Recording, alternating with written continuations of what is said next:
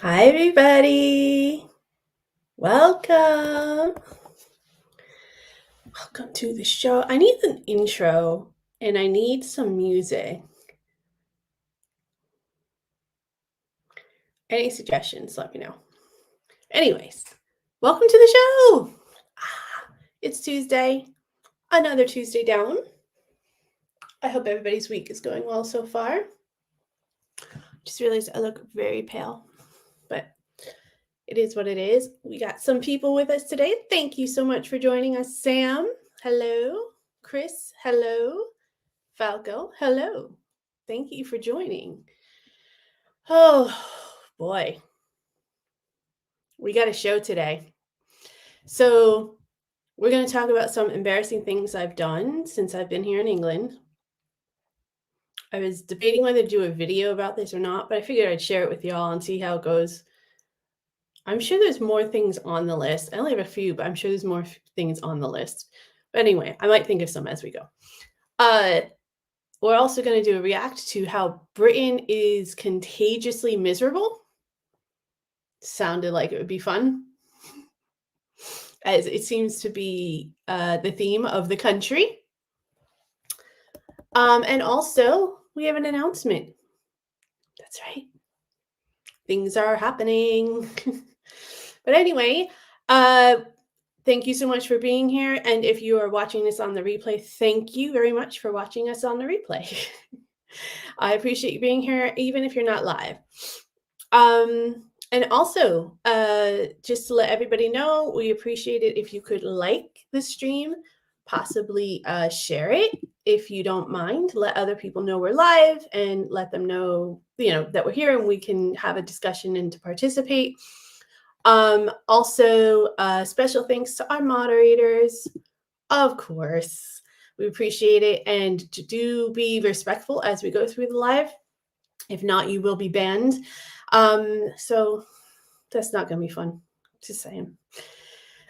Also, make sure you send in all of your comments, anything you want to contribute to the conversation, any reactions that you have, any questions you might have, send in super chats or whatever it is in the chat, and we will answer them as we go.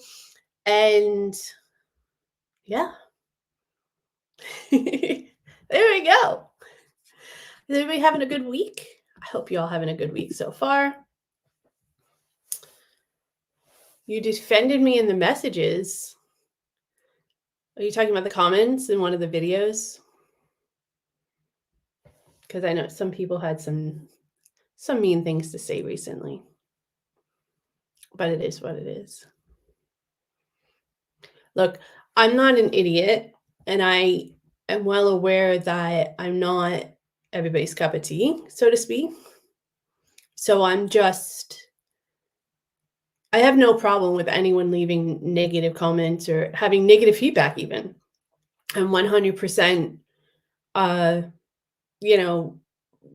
willing to take something constructive out or try to take something constructive out of it. And some people just want to vent. Some people just want to, be that person.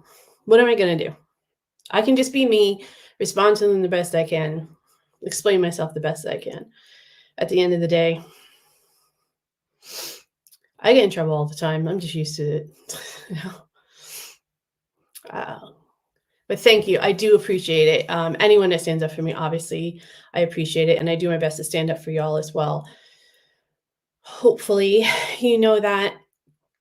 But if you don't, please let me know so that I can make it more apparent and obvious for you.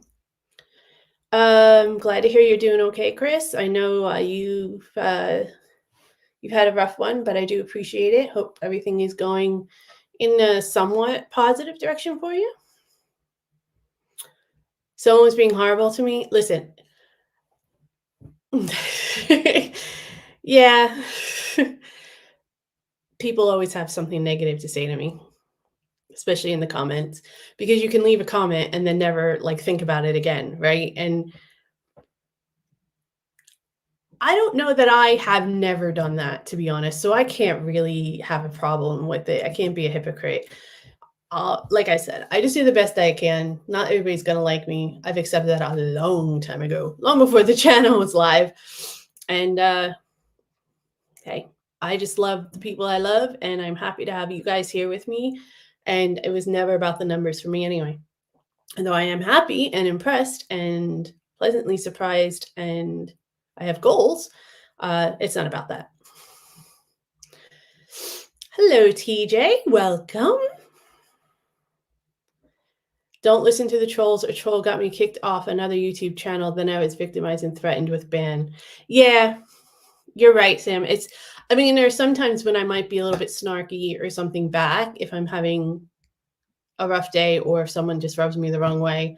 I'm not going to not defend myself, but at the end of the day, I'll usually leave it at my reply. And if they reply back at that point and it's going to be obnoxious, I just leave it. Because I've heard a lot of stories like that, Sam, and I'm sorry that you had to go through that. It's shit. But I do hope that, I'm glad that you're here, and I wouldn't ban you at all for just having a difference of opinion or combating somebody that you didn't agree with. But like I said, I don't really care what your opinion is. You could say whatever you want, as long as you're respectful, as long as it's an open exchange of ideas. It's not anything disrespectful, and it's not anything insanely obnoxious. You guys have been, some of you were involved in the stream where we had some trolls and stuff. You get it. You know where my line is. So, and if you don't know where my line is, we can ask or test me and we'll see. But I have a pretty thick skin, but I do appreciate it, Sam. And as always, I appreciate everybody and everything you do for me and all the support y'all give. I sent you a video of old British kids TV program and some folk songs. Did you see? I saw all your emails, Chris. I didn't get to watch any of them, but I saw your emails. You sent me a bunch, and I can't wait to check them out. I am having a little bit more time freed up in the next, starting this week, actually. So I'm going to be able to catch up on a lot of stuff, which I'm very excited about. All right, let's go to the first thing. As you know, let me do a better segue. As some of you may know, if you join us every Tuesday night for our lives, or if you've been watching any of the lives on the replay, then you know that we've been struggling to come up with a name for our live stream / podcast.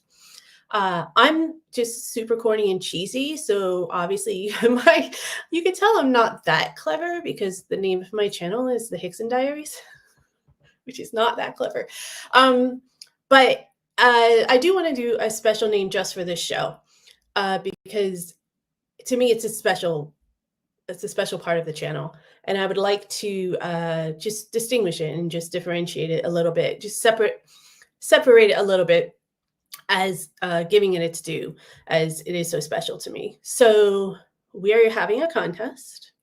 I know we've talked about some names and stuff before in previous lives, but we are going to have a contest, and I wanted to give you guys the first view of all the details. So here we go.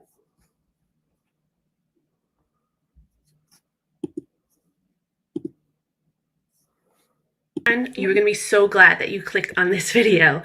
We have got some exciting news for all of you creative minds out there.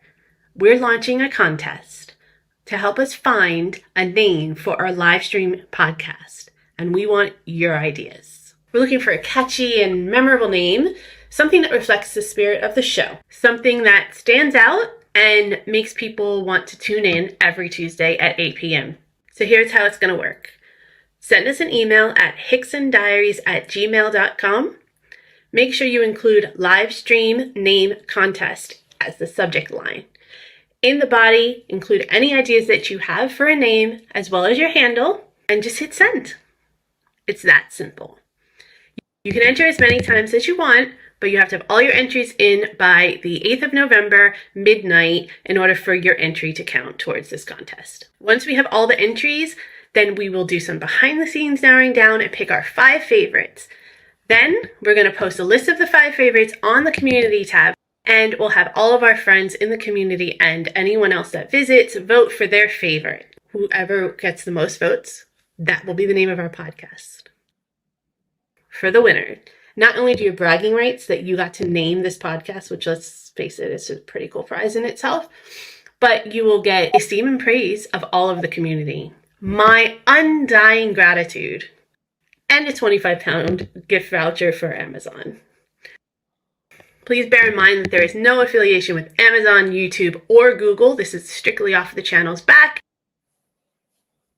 In order to see a full list of rules and terms and conditions, make sure you look at the description box below. If there's anything that's unclear or you do have any questions, just leave us a comment and we'll get back to you right away. I can't wait to see what you all come up with. Remember, the more creative, the better. Let's find the perfect name together. Thank you so much for being a part of our community and happy naming. Good luck.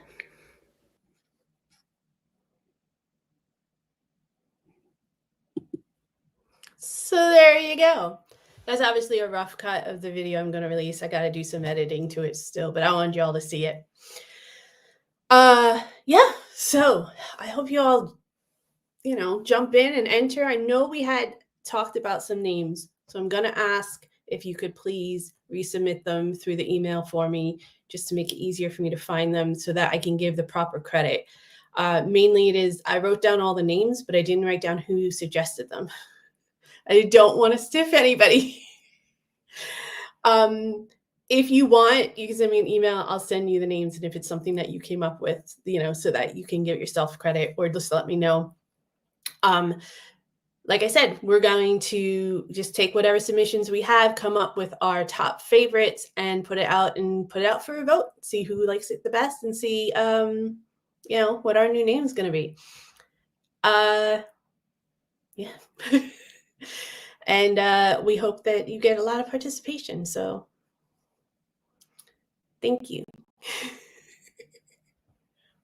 It's so you guys get see, that's why you want to see the lives, because you get to see the real me, right? When you see the lives. It's so awkward watching myself. I mean, I watch myself when I'm editing and all that stuff, but like, it's very, very different than just sitting there and watching a video that I've done.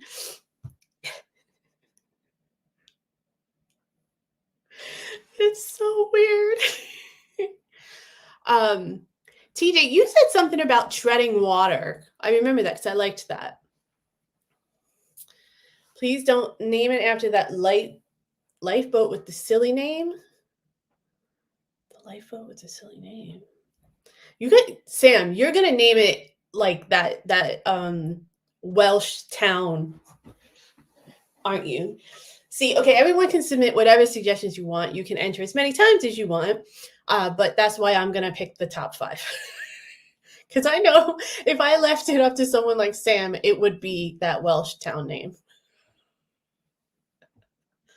Although you might be getting into some copywriting issues on that one. I can see it real quick to run it down for you guys. I'll see if I can find it. I was not prepared for that part, but I should have been. My bad.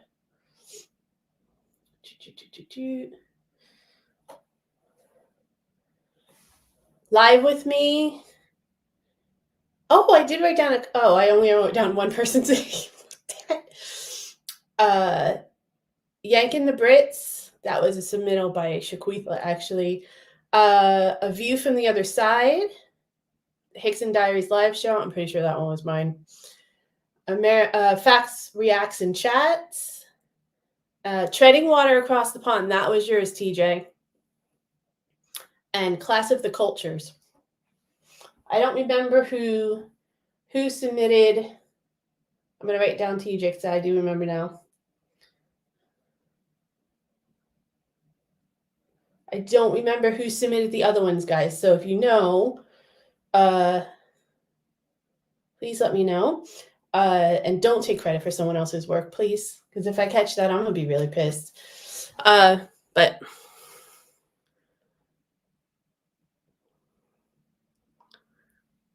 I don't know what you guys are talking about. I'm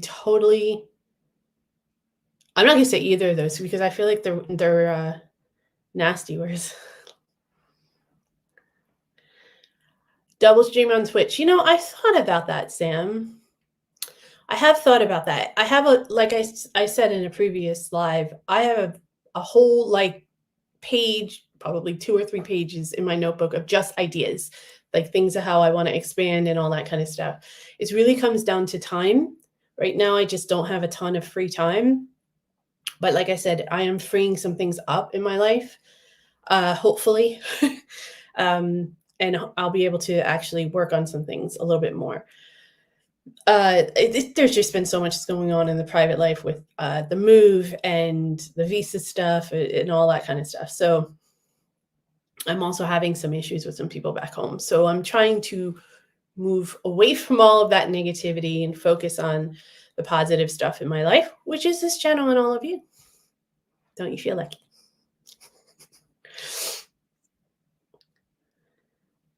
Is it Ryle? Is that how you say it? Probably not. If it's Welsh, it's probably like Alfuni or something. No offense. I didn't mean any offense at all. But I just remember the name of that Welsh town that had like 17 words in it when you translated it. What? See, Chris, I see your comment. I'm afraid to say it because it sounds a little bit inappropriate. It sounds like someone's private parts. I don't want to be banned.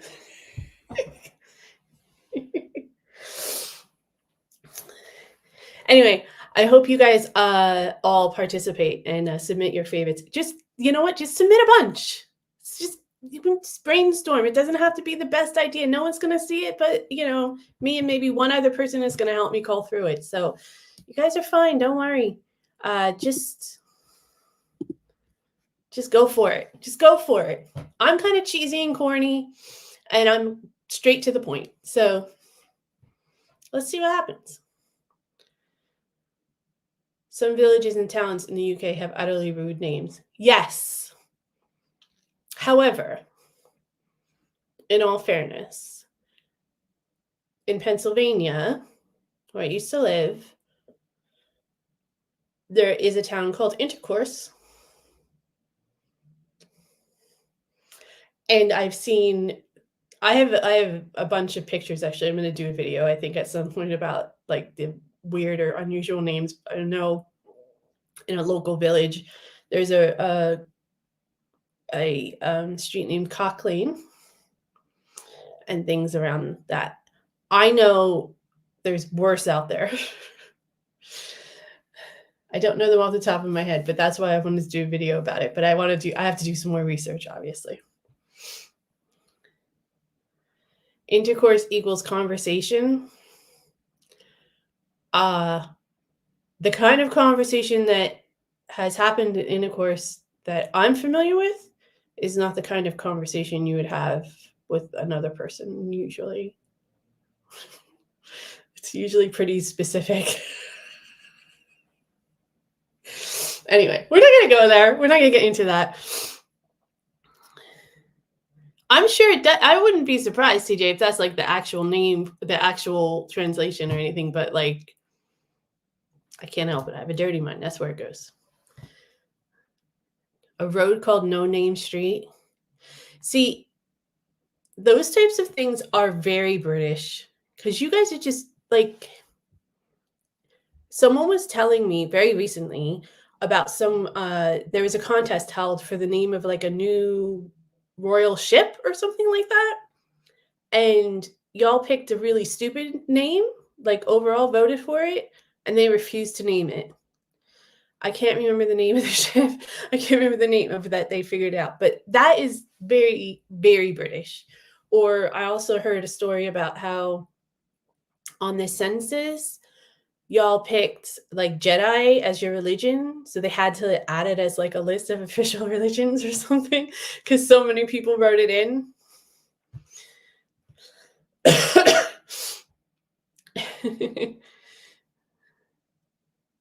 Yeah, I bet I've shocked you, TJ. I'm sure I have.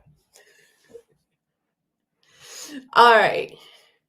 Bodie McBoatface. Yes, that was it. Good job, Falco. Yes, gold star for you. Bodie McBoatface, which I actually think is kind of fun and clever. But like, that's the kind of cheese I'm in. biker was added as a religion as well. That's fucking outstanding. It's outstanding. Whew. Wow. I love y'all. You guys have a great sense of humor and a great just like you just don't the way you don't take each other, you don't take yourselves too seriously and stuff. I love it. Okay. Where's my embarrassing moments?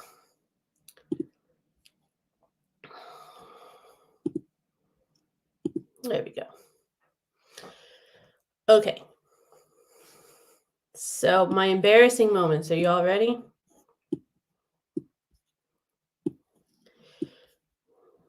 Now, I only came up with 5. These are my top 5 most embarrassing moments as an American living in England so far. The first one, if anyone has seen my video about having afternoon tea for the first time, is trying to pour the loose leaf tea. So, obviously, I'm an American and I don't really know how to drink tea that well. And so it comes with the teapot, you have the cup with the saucer, and then you have like this little side cup thing, right? And I think I've learned now that you're supposed to put the strainer on that when you're done, like when you're done pouring your tea. But I put the strainer on that little cup and then poured the tea into that strainer, in through the strainer into the little cup, and then poured the little cup of tea into my cup and then drank that.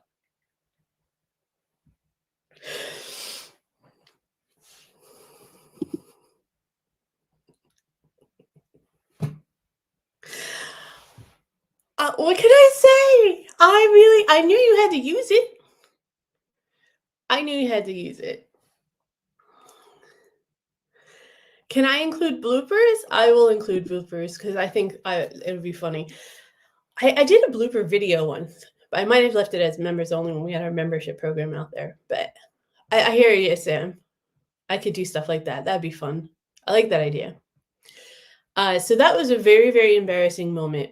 We were at a tea room and we even called somebody to make sure we were doing it right. And we just misunderstood how they told us to pour it. And there was like 3 other tables there watching us. And we were like, why are they looking? They must be looking at us because we're American. Maybe we're being loud. Maybe we're being obnoxious. No, they were watching us because we're pouring the tea like idiots. Anyway, I'll leave a link to that video here when I post this up. Go check it out if you can. It's got. I have no shame. I posted it. What the hell? I don't even think I knew it was wrong until I posted it or showed it to somebody.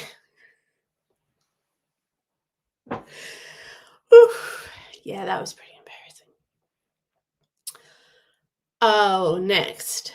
Oh, so the very first time that I came to England, a bunch of people took me out to show me the nightlife. It was many years ago.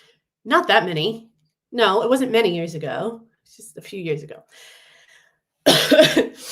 Anyways, so we're at the bar and I was working in the service industry at the time.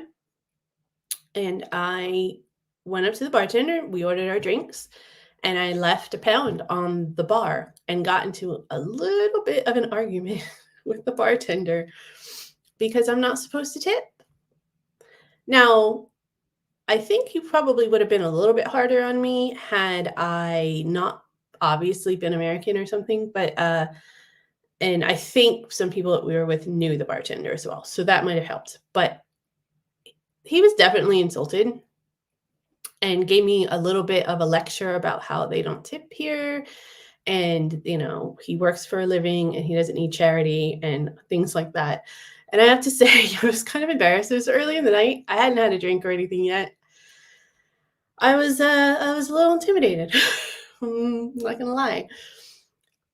So I don't really do the tipping anymore while I'm here. I do feel really, really strange and uncomfortable though. But if somebody helps me out, because I know there's some instances where you would tip and there's some where you wouldn't.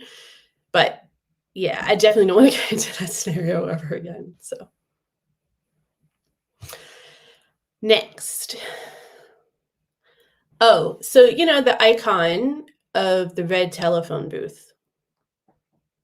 And those of you who obviously are natives here probably know where I'm going with this because all the tourists do it. But I never went into the red telephone booth because I didn't feel the need to. However, I was okay with my child going in it like an idiot. They were very excited to see it and wanted to see what it was like inside, and I didn't wanna take away that, like, moment and that excitement, even though the people I was with told me, "No, no, no, don't do that. Don't let them in there." I did anyway. And, the first thing that I was told was how much it smelled like pee. I was like, "Oh." See, in America, we don't really have telephone booths anymore anyway, but when we did have them, they were used for like homeless people use them as their homes and stuff like that. But I don't remember them smelling like pee. They didn't smell great, but I don't remember them smelling like that. People might have used them to have sex in too, now that I'm thinking of it, and whatever. But I don't remember anything like that gross or disgusting. So it didn't even dawn on me that it might be like that. And then of course, all the British people with me were like, "Why do you think we told you?" And I was super embarrassed. I should have just listened to them. They know what they're talking about, and I was being a little bit of an arrogant American. Um, but anyway, I made sure I Purelled the hell out of the child when they got out. But the more it was been more embarrassing that I let my child do it. What the hell's wrong with me? All right, this next one is actually fairly recent. So we moved into a house. It's a row house, Victorian, right? And it has a fireplace. It's closed off. You can't use it. But you know, the chimney's still there and everything. So I'm sitting alone in the house in the living room at one point doing something, and I hear this like whistling and I hear like humming, not even whistling, like humming. And I'm like, who's humming? I'm alone in the house. And then it sounded maybe like it was getting high pitched and stuff. So I was like, oh, maybe the neighbor's singing or something, right? And I was just like, oh, but it was going on all day. So finally, I asked somebody that came home what the hell the noise was. It was just the wind blowing over the chimney. The entire day, I'm like criticizing this person singing and being like, they're out of tune. They don't really have a melody going. What are they doing? Maybe they're just trying to warm up, but geez, it's been a few hours. You think it'd be pretty warm by now. Maybe they should take a break. I've never had a fireplace like that. So I never like had to encounter anything like that. And I don't remember in any of the homes that I've been in here in England that have had fireplaces previously that happening. Maybe I just got lucky and it wasn't that windy, or I just didn't notice it because we were like, you know, in company and talking or whatever. But yeah, I literally like for a good 3 or 4 hours, I was like, that person needs to stop singing. And then I was bitchy about it too. Like like, even if it was someone that was singing, it's their own home. They're allowed to sing. I don't want someone telling me not to sing in my own home. Oh, jeez. Anyways, yeah.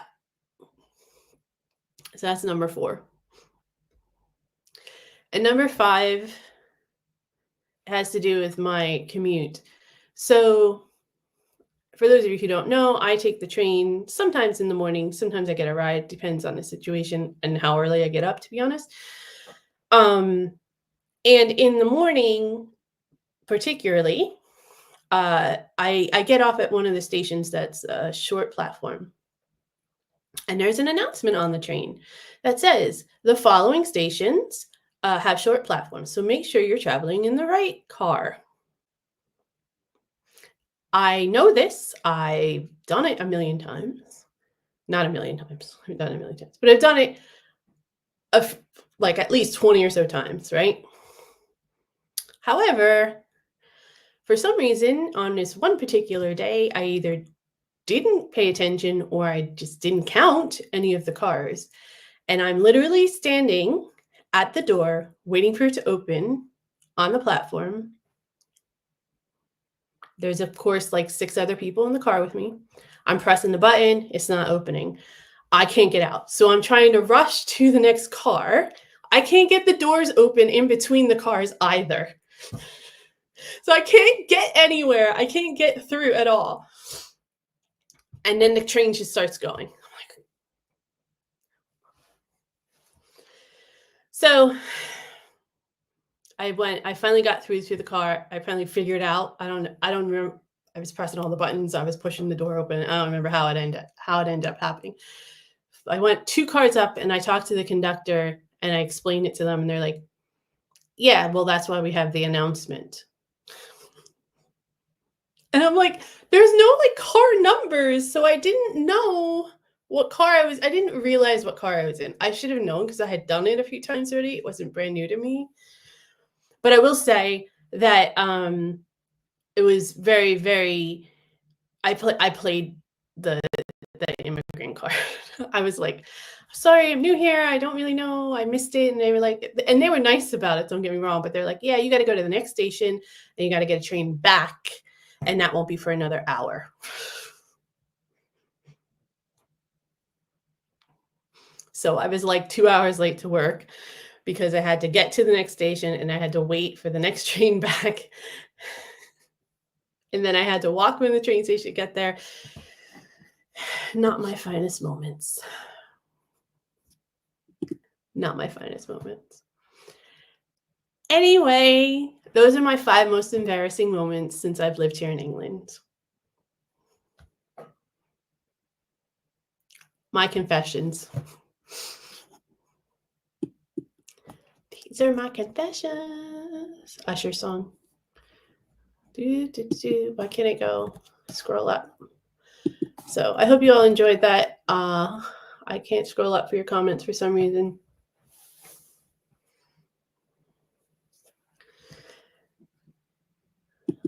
I don't know why I can't. Guys, why can't I scroll up? What am I doing wrong here? I bet you if I do something like that, that'll help me. There we go. Guys, I always bring top quality. I always bring my A game. You know that. Muhangi Philemon. Please forgive me if I'm mispronouncing that. Thank you for joining. Do I watch BBC Brit shows? I don't really watch a lot of stuff on actual television, but I watch a lot of stuff on streaming. And I used to watch a lot of BBC America when I lived in America. So The Chaser, I don't know that one. I know The Chase is a game show. TJ, you're the most serious person I've ever met in my life.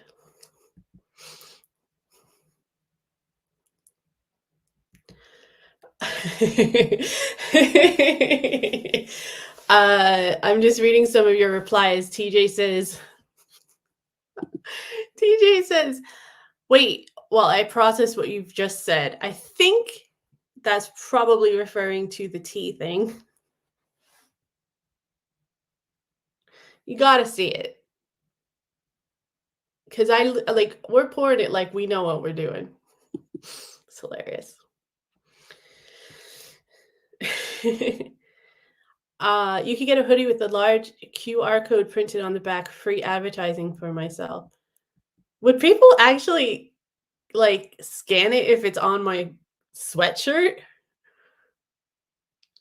I don't know. I do have a QR code for the buy me a coffee thing, but to be honest, I don't know how to I don't know how to add it in to my streams I know how to add it into my videos, and I just honestly keep forgetting, but I don't know how to add it into my streams. Let me see if I can find it real quick.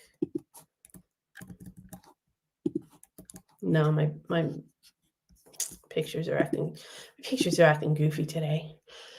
My whole laptop setup is acting goofy. But that's kind of an interesting idea. I used to, way back when I was single, I used to actually have business cards. And all I did was have my first name and an email address that I had separate just for this card. And I used to hand it out to people that I was interested in dating.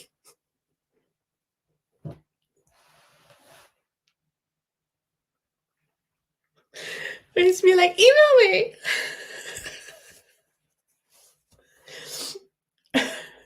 So I didn't have to worry about giving out my phone number or finding a pen, because back then, cell phones, not everybody had cell phones back then. Oh God, I'm dating the hell out of myself this stream, but yeah. I have worked at a bar. I've worked at a restaurant. I've served tables. I've been a bartender. I've worked not as a line cook, but as a what they call it, an expo. So someone who calls out the orders and gets them all together for the tables and stuff. So I'm very conscious of service workers. Plus, I've worked in customer service for a really, really long time as well. So I'm very conscious of that. And in America, you live on tips because you make $2 an hour in most cases, because they take into account that you're going to get tipped. So they don't have to pay you as much. It was literally a wage that was devised back when slaves were freed. And so they could say, oh yeah, they're free and they're earning their way, but it was really based on the patron. And they didn't have to pay them anything. I don't think they paid them anything in the beginning. And if you were a minority and you had a job and you were lucky enough to find a generous patron, and you got a tip, and that was your pay for the day. But if not, then you just worked for free. And they still have it. Not the work for free part, not the slavery, obviously, but I didn't explain that very well. It sounded really awful. I'm all over the place today. Yeah, see, you guys got it. Phone boxes get used to toilet. See, you guys got it. I did not have it. What can I say? Go to Liverpool Cathedral. Gilbert Scott designed it, and the phone box, the booth in there is clean. Good to know. Thanks, TJ. Again, there we go. There we go. Have I ever been to Belfast? No, I haven't. I haven't been to Ireland at all. So I would like to go, though. I actually have ancestry from Ireland on my father's side. I'm assuming you're talking about your fireplace that doesn't whistle like that. I might actually do a short and record it and just be like, they're singing. But only y'all will get it. But it'll be funny anyway. Sometimes you have pigeons nesting in the chimneys. And I suppose it could have been pigeons. We have pigeons out in our yard because we have a lot of trees in our backyard, which I'm not happy about. But we have a lot of trees lining our backyard, and there's pigeons everywhere all the time. Pigeons on my window and everything. I shouldn't take the train. That's the driver's job. So. Hello, Peter McLeland. Thank you for joining.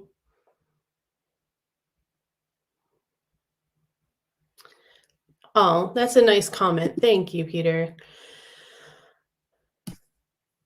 I just try to explain myself too much, you're right. But it's mainly because I have this tendency to people please, and I need to break away from that, which I'm working on. And I'm trying to find the line between, being rude and standing up for myself. It's getting better, but it is something I have to work on. You're absolutely right. But thank you. I appreciate the confidence. You would have done that. Are you talking about the train?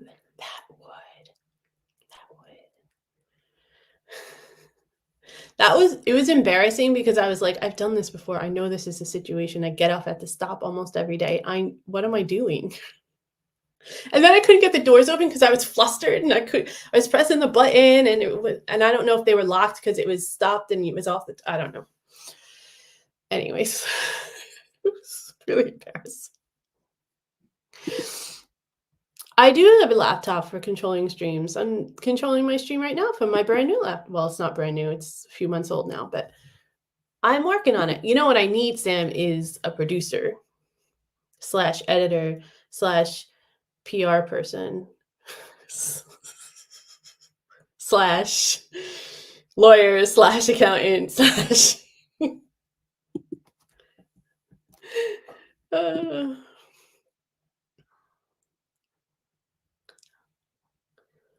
My father-in-law, Chris said, my father-in-law has a few sherbets and went round watering the plants in the house, including the plastic ones. I think sherbet is a plant, right? That is funny that they watered the plastic ones, though. Clothing printers can add it to clothing. Huh. That makes sense. I mean, of course, why wouldn't they be able to? You can print screen almost anything on clothes now, so I would think so. That's interesting. I don't know if I'm at the stage for merch just yet, but I will put it in my notebook of ideas, and hopefully I'll get to all of them at some point. I don't do the paid StreamYard just yet. It's in my budget, but not until next month, so I have to wait. How is it daylight here? It's not daylight here. It's dark as hell. It's just really good lighting. My ring light. Yeah, I read up that Streamlabs you could put your logo on there and you can record stuff and you can have multiple people and it's tons of perks. So phone Simon Cowell.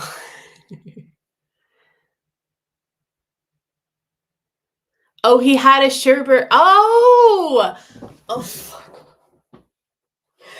I can't believe it. That was embarrassing moment number 6. I can't believe that I thought you were talking about a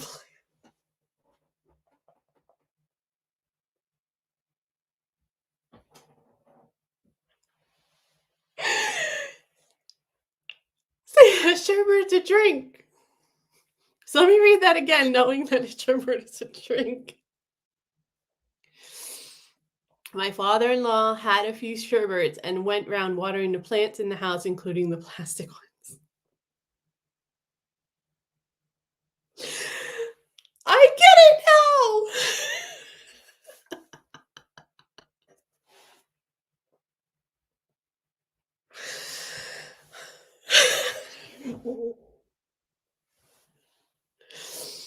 All right, Chris, you get a gold star for the day.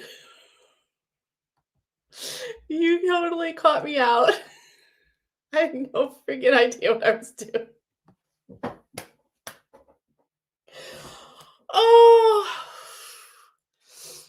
Oh, dang.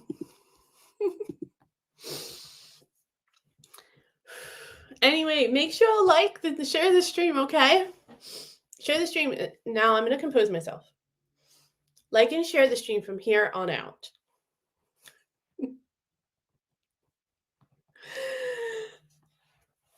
Someone left a comment on one of my videos, and they said something about me whining or something, like a whining American or something like that.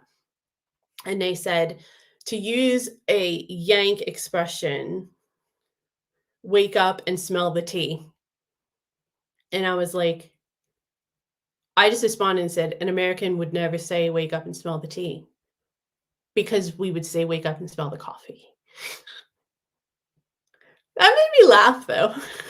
So I was like, you're actually saying I'm like ignorant or whatever, and you actually come off a little bit less luster because of that.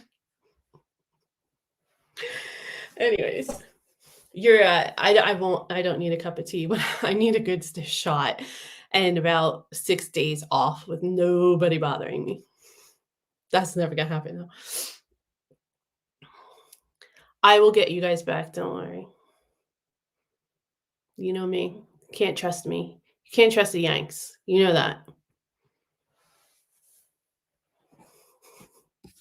Just watch yourself.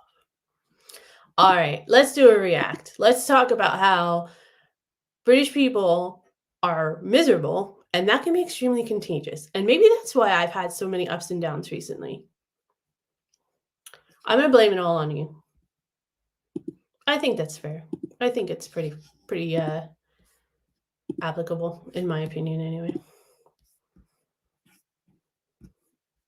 We want this one. There we go.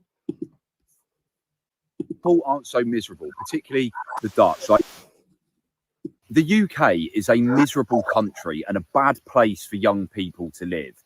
And a big reason for this that gets overlooked is the culture. A lot of people online, especially here on YouTube, they talk about the economic decline of the UK, which is a very significant reason for why this country has gone down the toilet. But a huge part of it that I've observed is actually the culture. And to give you a little bit of background, I left the UK in January, and I've been living around Southeast Asia most of this year, but I've also spent quite a bit of time in comparable Northern European economies like Germany and the Netherlands. I've lived in 6 different countries across 3 different continents. I've lived across the UK. I grew up here in Devon. I lived in Leeds as well. My family are from the north on one side, south on the other, and I've also lived in London. And in that time, I've observed a lot about how British people are and the differences you get between British people across the country, but also British people abroad. And there's one fundamental thing that I picked up on, and it is just that in the UK, there is this culture of misery and pessimism that is really quite contagious, and it has a really negative effect on the collective psyche and people. Okay, this one might be a little bit more serious than I thought it was going to be, but he is 100% right. There is a very strong, pessimistic, underlying like tone to everything. People complain a lot here, and it's not y'all just like having a whinge. I think I've mentioned that in a previous video, and I know people get mad at me when I say it, but it's the truth. I don't know if, I guess you just like, I know that the positive like perkiness that Americans have can sometimes be kind of fake and come off over the top. But I still think that overall most people just try not to look at the glass half empty in America. So, but I do think it's the opposite here in England. People's well-being, and it is deeply intertwined with economics, but a lot more of it I feel is just to do with the way that British people are. And I used to think that it was the weather. As you can see, very typical British day here. Grey, persistent, rainy, mere shit. We don't really get the extremes of weather. It doesn't get too cold, it doesn't get too hot, but we have this very mere, this grey shittiness. And I used to think that that was the reason. But if you look at countries like Belgium and the Netherlands, they do say though that, and I'm a firm believer of this because I'm a summer person, but the sun, it actually does give you energy, right? So when you can't see the sun as much, you actually do have, that does have an effect on you. And there's even studies, I think, in America, I know they've done them in like places like Alaska or in places like that, where you have like a certain amount of time where it's continually light and or continually dark because of the position that you are on the earth, and that it actually does affect your mood. So I do think there is something to that. It actually rains more than it does here. They say it rains 3 days out of 2 there. But the people aren't so miserable, particularly the Dutch. Like Belgium, I personally think is a bit of a grey, miserable country, but the people seemed a bit happier. The Netherlands, they generally seem a lot more content with life. And I think a big part of that is to do with culture and then also what they're getting. So again, like the economic argument. If you look at the Netherlands, it actually feels very similar to Britain in a lot of ways. Culturally, they're not miles apart. The landscape doesn't feel too different, particularly compared to like the east of England, aka it looks like a Minecraft map. It's really flat. But the people... Okay, I've been to the Netherlands and I did not find any similarity. I'm not gonna say any similarities, but I didn't find it mimicking a lot of the British terrain or anything like that. So I find that interesting. People, they're happier. The quality of life is higher. It's cleaner. Things run more efficiently. The infrastructure is better. That outlook on life just seems to be a bit more positive.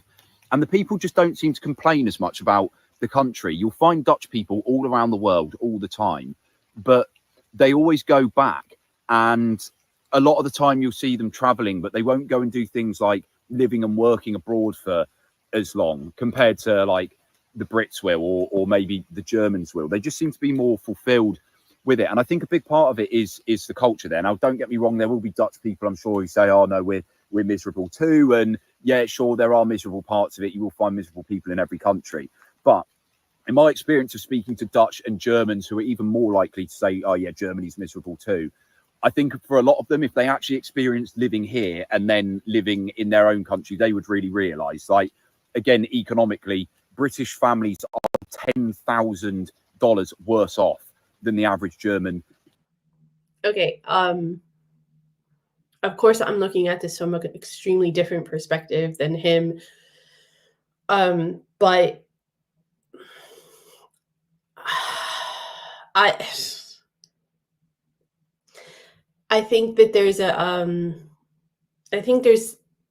I don't know, I'm going to watch the rest of the video, but it feels to me like there might be something else adding to this from his side.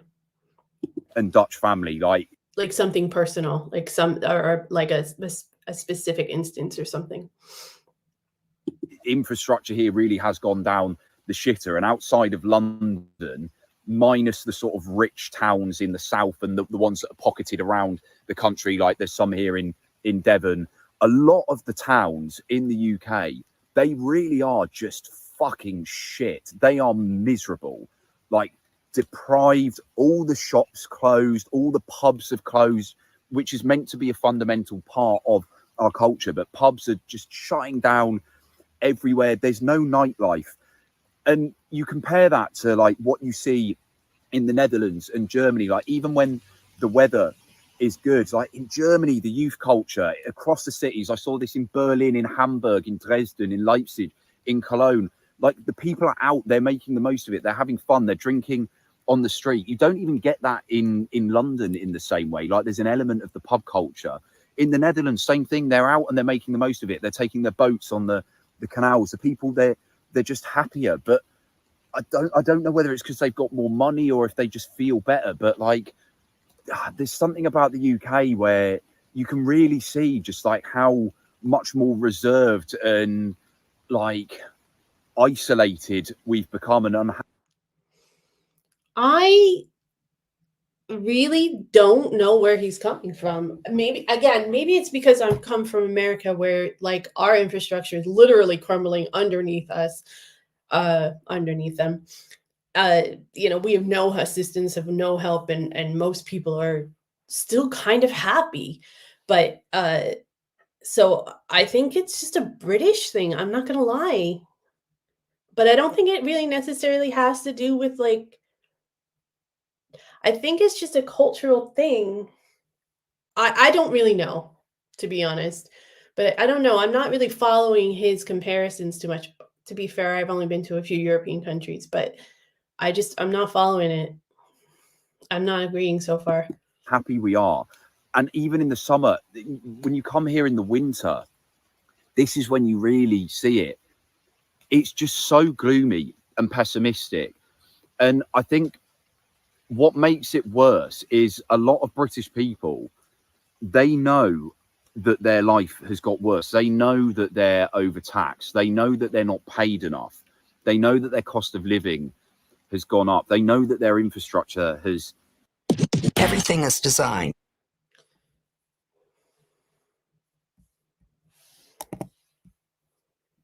Everything that you read is designed. Anything that is a sign on the street is designed. Obviously, for the infrastructure declined, but and there's, you know, that you feel like you're being overtaxed and underpaid and all that. There's certainly validity to all of those scenarios, but and I guess it would be people that have been here obviously their whole lives, have seen it, you know, and been here are older than like 20, right? Have seen the decline. That's entirely possible and feasible, and I have not, so I can't really comment on that. But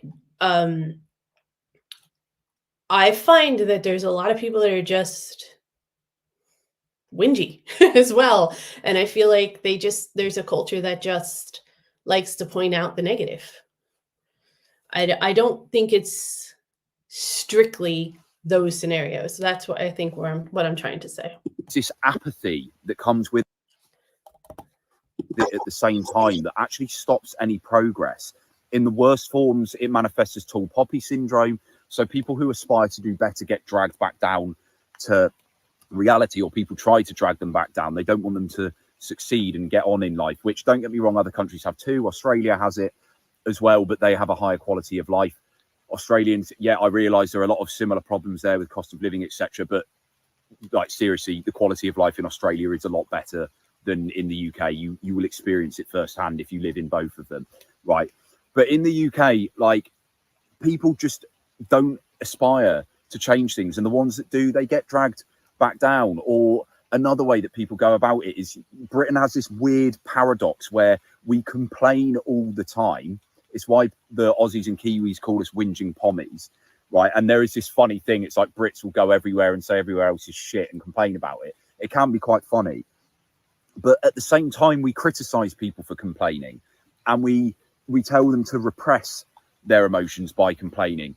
Or they'll complain and they won't do anything about it, or they'll complain about people wanting to do something about it. Like, that is 1,000%. I agree with that section, but that bit 1,000%. And I get yelled at all the time for complaining and being told to go back home and everything, when really I'm just pointing out differences or pointing out things that are strange to me, or I'm trying, you know, challenges for me.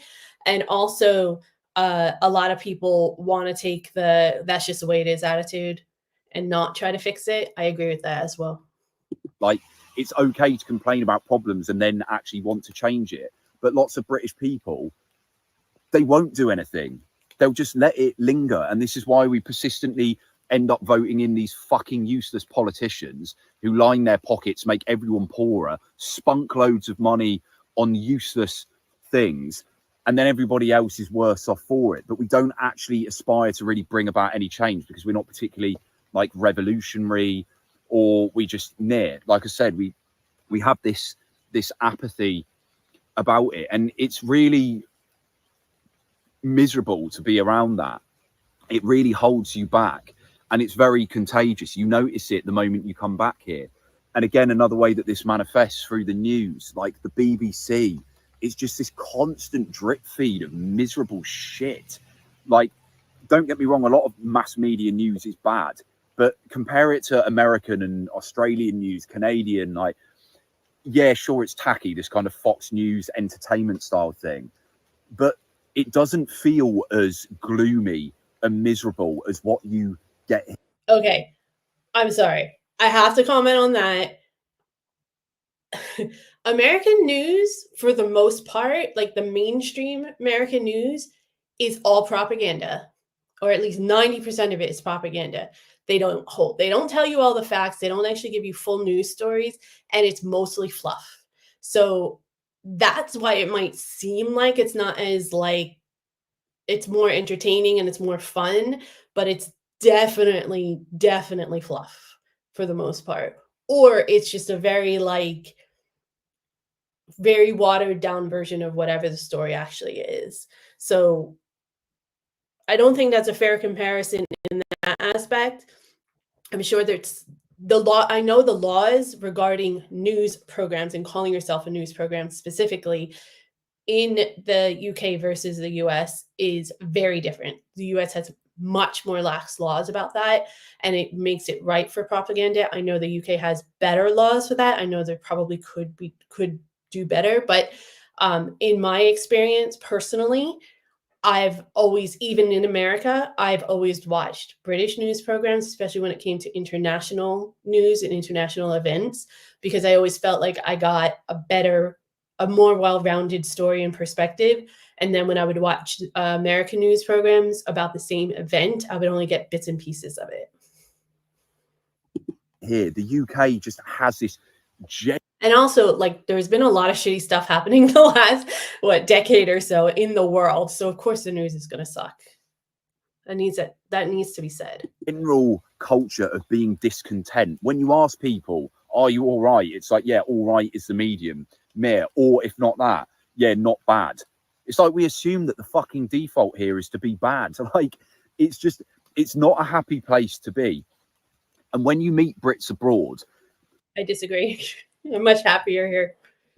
They will bond about how shit the UK is and how much better life could be. Think about the football chant, don't take me home, please don't take me home. Like, there's fucking truth behind that, man. Like, Brits go abroad and they see that there can be a better life. And you notice this when you're around British expats. Like, sure, there are some who will find things to complain about.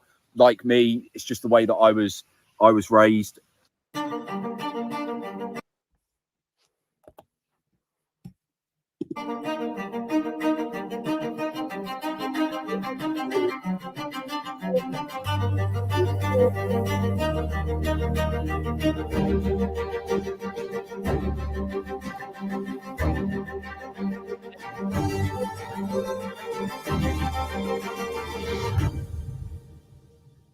Anti-UK, anti-Britain. But, like,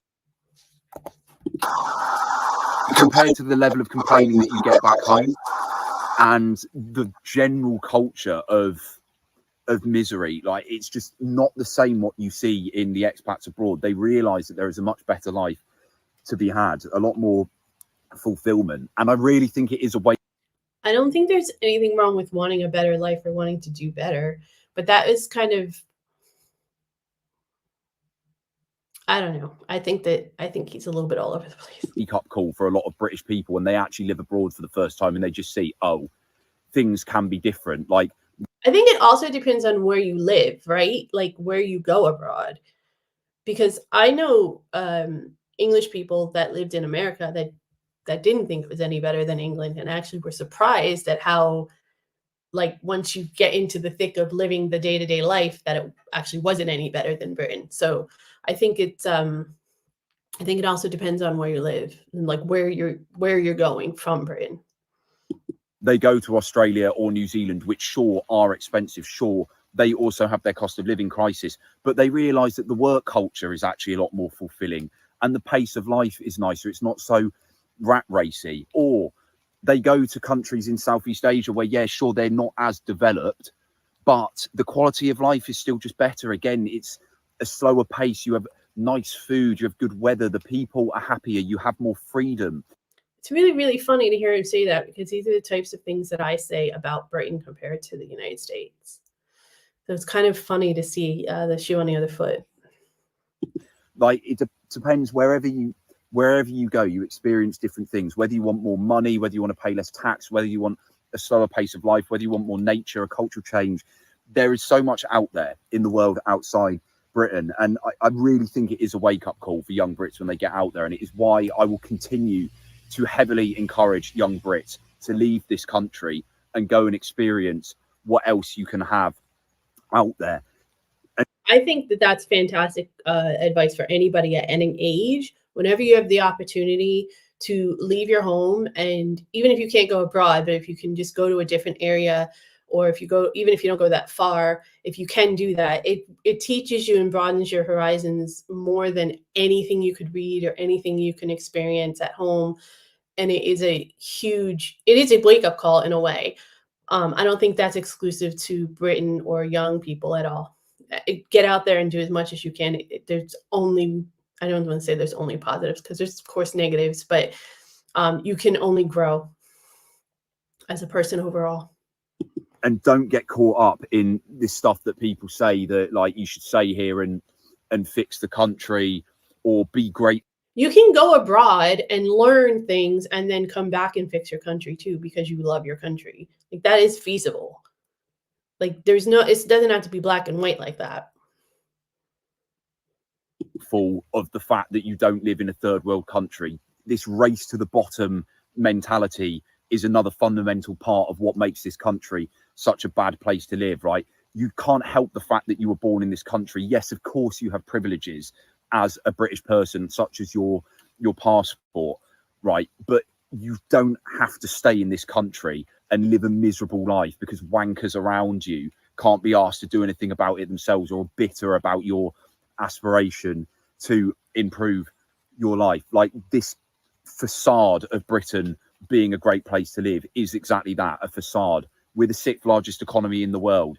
It is a facade. London is a rich city. The rest of the UK has gone down the pan. Like, it's not a good place to live. And even in London, where there is more aspiration, you're more likely to find entrepreneurial people and advance your career.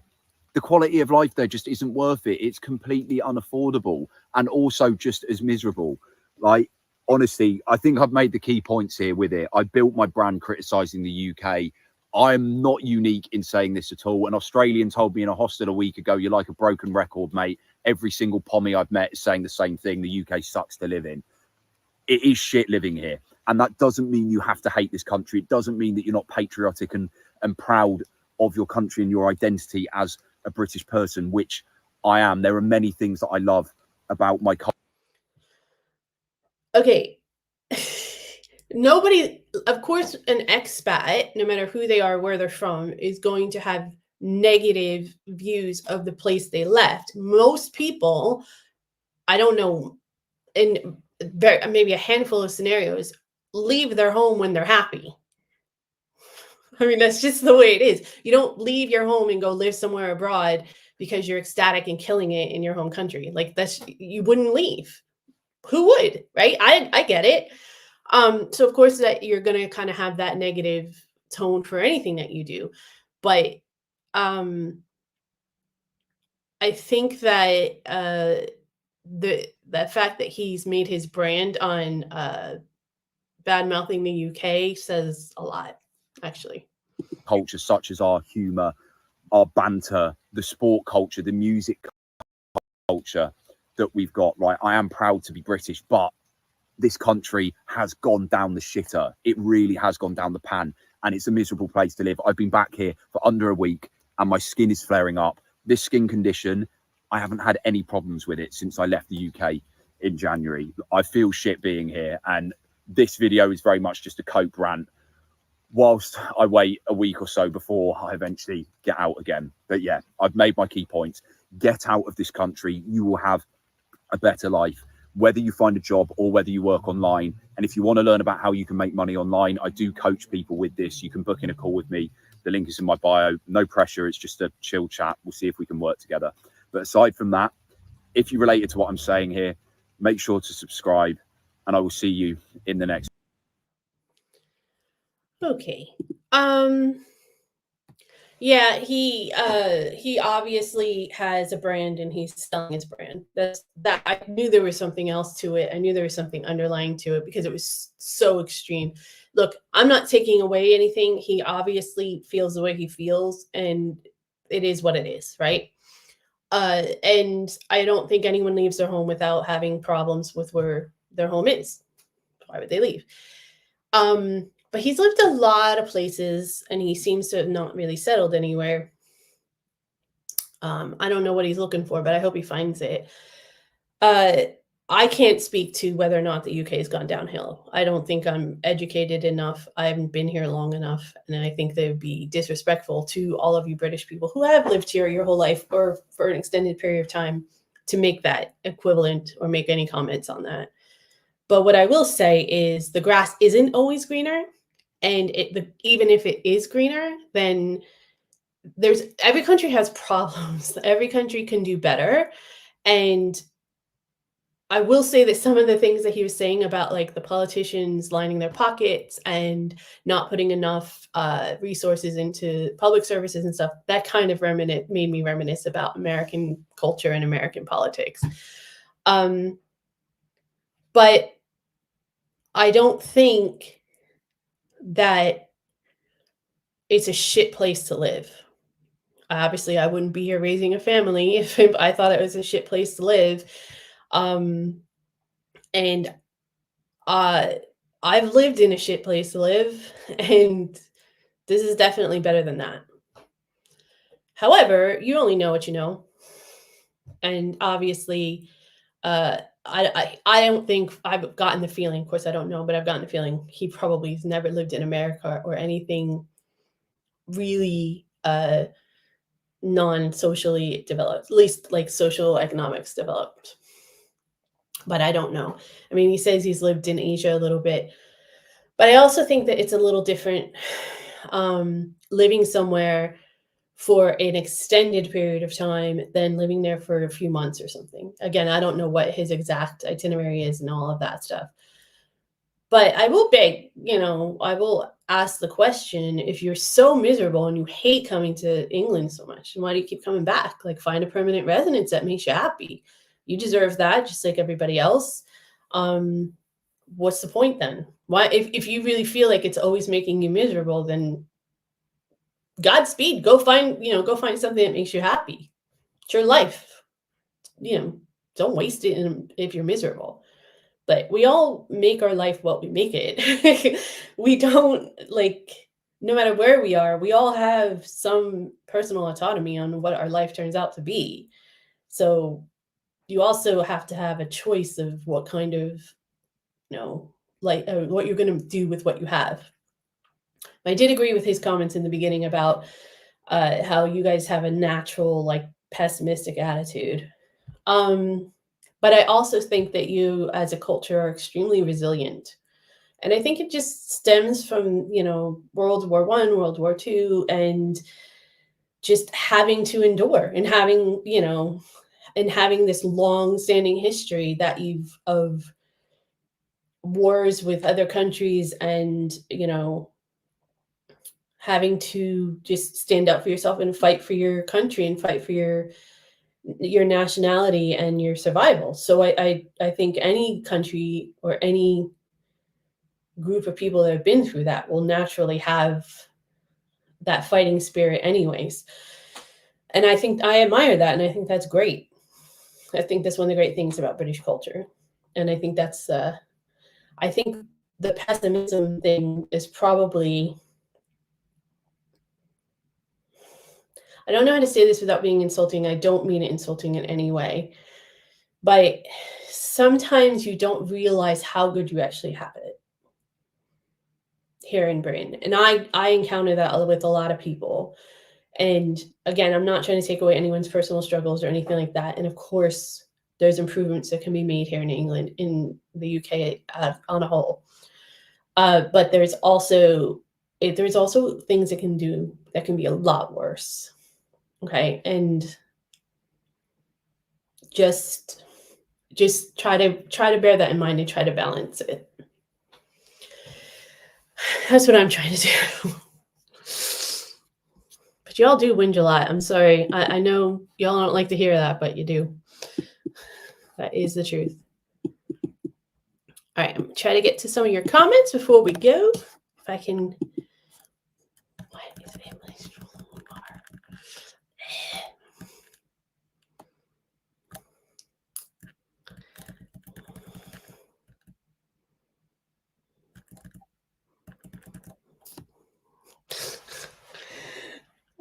TJ said their mood matches the weather. I do think so. I mean, I know I'm much happier in the sun in the summer. So after my email, once you see those videos, you'll laugh your head off. All right, Chris, I'm on it. I'm still wondering why Americans use month, day, year, but still insist on saying 4th of July. 4th of July is the only time that we say 4th of July. Any other time, it's July 3rd, July 2nd, July 5th. It's so crazy. I'm pretty sure it's probably one of those things that we had to change just because we didn't want to be British, because that's what Americans did for a long time. I think that's well said, TJ. You expect the worst and you're braced for the worst, but you enjoy the best. Because when the weather is nice, I mean, people are always out and about enjoying it. And I can't say anything really too much now because we're just getting into, the winter season, excuse me.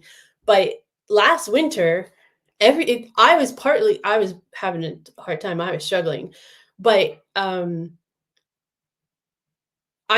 with Christmas and everything, everybody was happy. Everybody was festive. Everyone was looking forward to the holidays that I encountered. So I didn't really get that feeling at all that it's like miserable in the winter.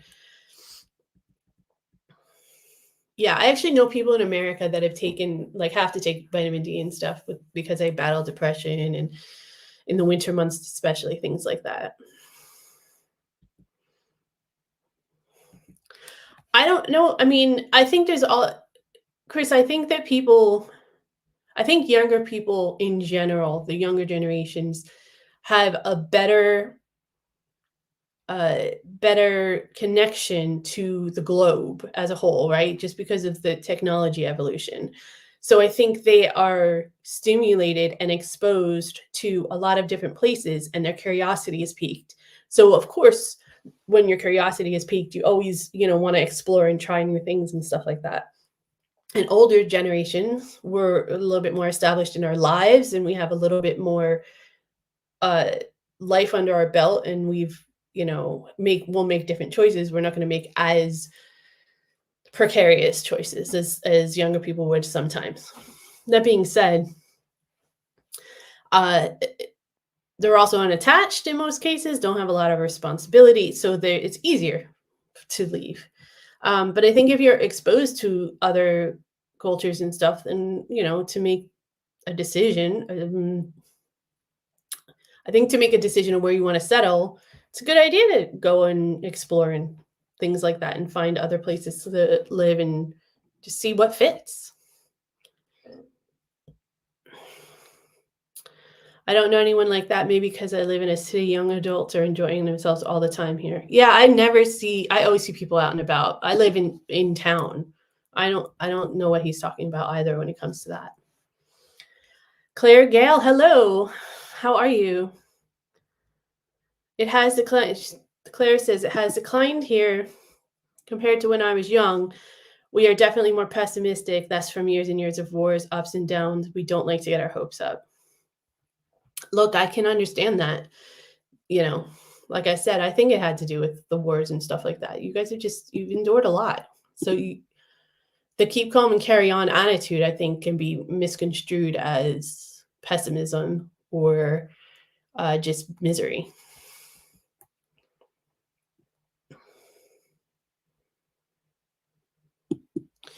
It's tough. You know what, Chris? It's tough to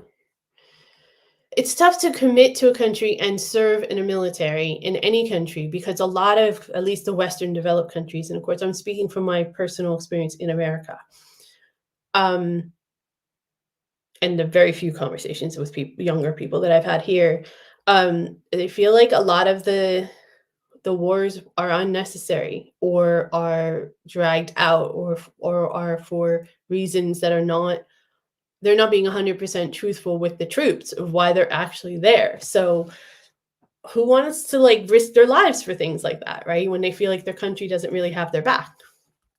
So I know there's a huge decline in military enrollment in America.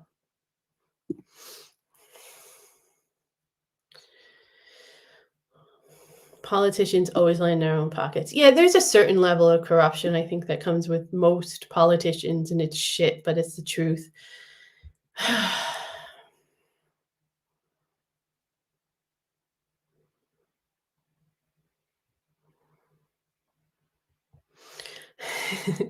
Millennials want to spend a lot. I mean, I'm a bit of a spender too, to be fair. But I'm also, I have to fight the mentality of you only live once. So I think it's finding that balance though. When you're young, you don't realize, how finite life really is. So I think it's also that balance. I'm sorry that the stream buffered. There's some advertisements and stuff that might have had something to do with it. I mean, I'm sure there's countries out there that are better than Britain. I'm sure there's countries out there that are amazing. I mean, some of the Scandinavian countries have the highest, people are the happiest, right? The happiest people on earth are in Scandinavia. So they're obviously doing something right that's not happening in other countries, or, most people would vote for their own country if they were. So see, Falca, you told your son to stay away from the forces. I remember that my sister wanted to join the forces at one point, and my father, who's a veteran, was like, no, don't do that. So I think there's also a generation of veterans and people who have served, or people who have been with family, family of people who have served, that see the actual true cost of war, and don't want to see their loved ones involved in that as well. So I do think that's part of it as well. Exactly, Chris. People want to come here, mainly because I'm here now.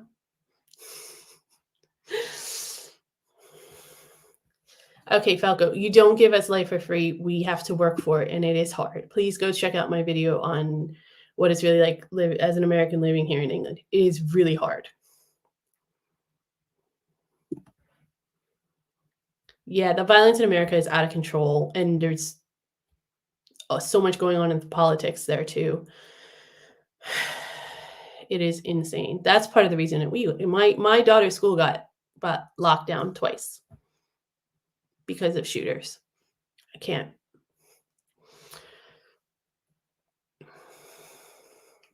I know people that have emigrated to Australia and New Zealand areas, and they love it. TJ says, my family's military life can be traced back to wooden ships. My son, sister, father, grandparents, great-granddad, great-great-grandfather, all Army and RAF. That's cool. Wooden ships. That's fucking amazing. Yeah, we've all struggled a little bit. I think that's part of life. You're never going to not struggle. It's going to rain. It's going to rain.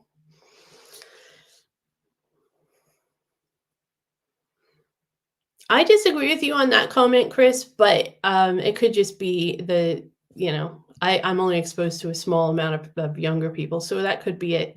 And of course, I have a different perspective of young people in America versus young people here. So.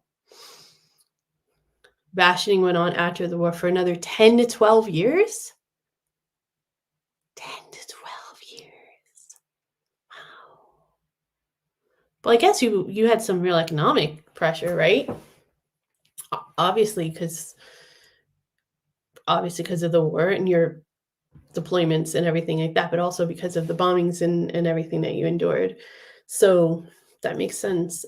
Actually, you would need that in order to kind of regroup and rebuild, right? And Americans love Cadbury. 100%. Your Cadbury is amazing. I could go for Cadbury Dairy Milk right now, actually. But I won't. I'd have to go and get one, so I probably won't. I don't want to. I don't want to leave the house. Oh, boy. GoPro Hero 12 is voice activated. Is that a computer program, I assume?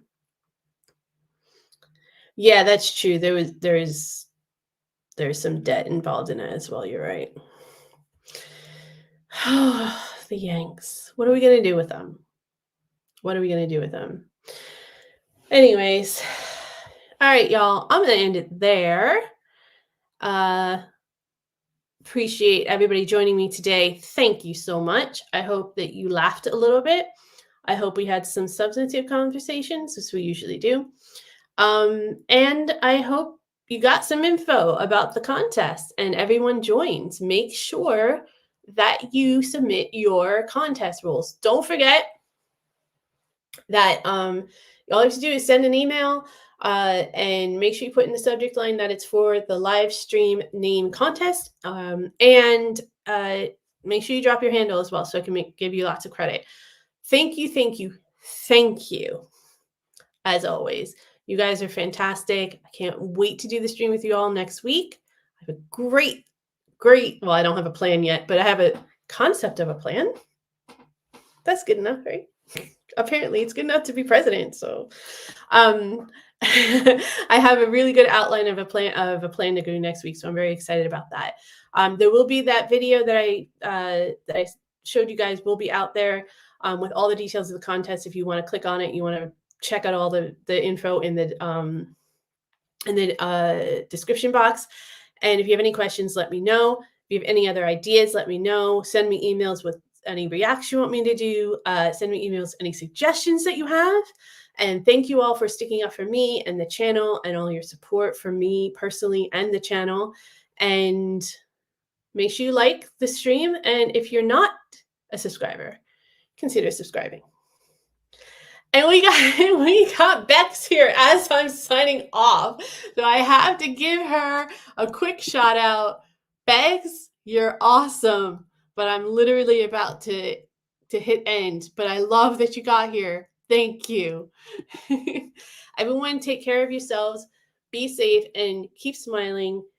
It'll make life better. I promise. Love y'all. Bye.